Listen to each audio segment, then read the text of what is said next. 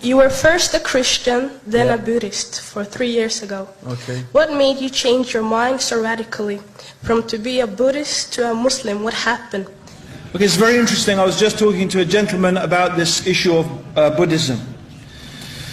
Okay. My main problem with Buddhism my main problems are, number one, I don't agree with the premise of Buddha. The premise of Buddha is that life is suffering, okay? And in order to escape life is suffering. Suffering is caused by the ego, the me, yeah? So that's the problem. The suffering in life is caused by the ego. So therefore, the way to escape suffering is by annihilating the ego. That means the word nirvana actually means annihilation. It means annihilation of yourself. You are no longer identifiable as a you.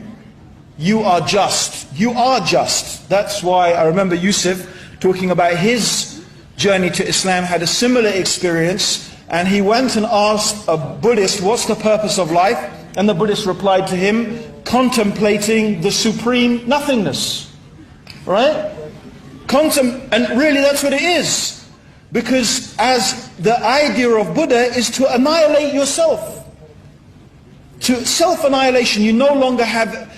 The concept for a Westerner is so hard to even begin to comprehend. Yeah? So, the issue I have is number one. My first issue is this. There is suffering in life, but is life suffering? That's wrong from the beginning to say life is suffering. There is suffering in life, but there is joy in life. There is happiness in life. It's the same as the fallacious approach of the atheist. There is so much evil in the world, but there's almost so much good in the world as well, right? How come you only see the evil? How come you only see the suffering? So this is the first thing, the claim that there is suffering in life, as if that's all there is. No, there's suffering in life, and there is joy and bliss in life also.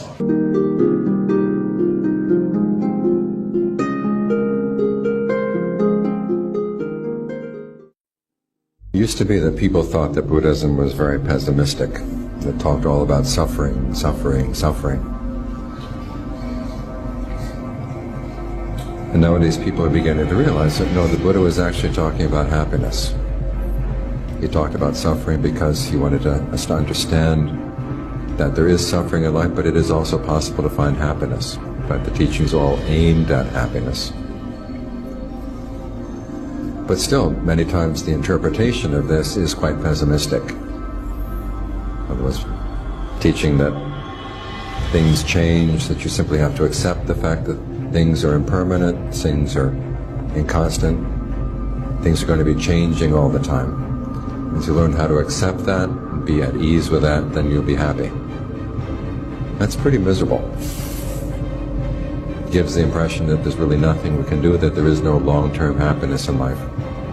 There's no deeper happiness, there's no special happiness in life. That all we can do is just be very passive and just be okay with whatever comes up, which is very pessimistic. The Buddha actually taught something much higher and of much greater value, which is there is a happiness that we can attain through our efforts. Something that's special, something that's not dependent on conditions. Something that lies beyond just normal pleasures coming and going, but lies deeper in the heart.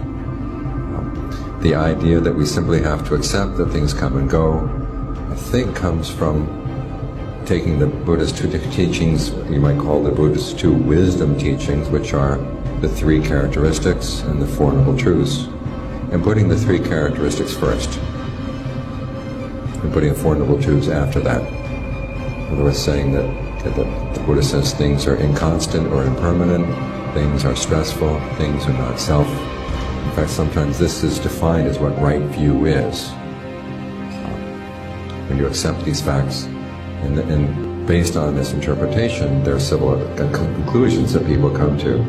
One is interpreting the teaching on non-self as a no-self teaching, which is that there really is no self there, there's no agent here, you're simply on the receiving end of things coming in depending on conditions. And you have no agency in changing things. That's one of the conclusions that's drawn. The second conclusion is that suffering comes from not being okay with change, thinking that you have the power to change things, and you're going to suffer. If you think, okay, change is going to happen, just learn how to accept change and it'll be okay. That's the idea of what people are not suffering. Based on this is the idea of clinging, that clinging means you don't realize that things are impermanent, and so you hold on to them hoping that they will be permanent.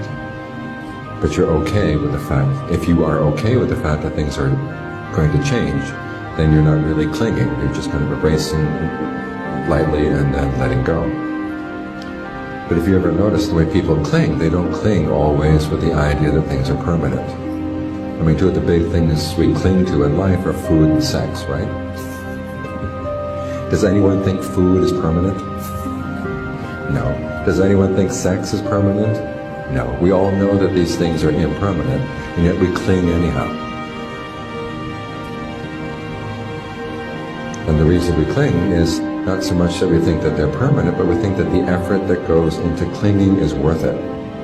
The Buddha says we cling because of the pleasure we get out of things, and we think that the pleasure we gain from holding on is worth the effort that goes into the clinging.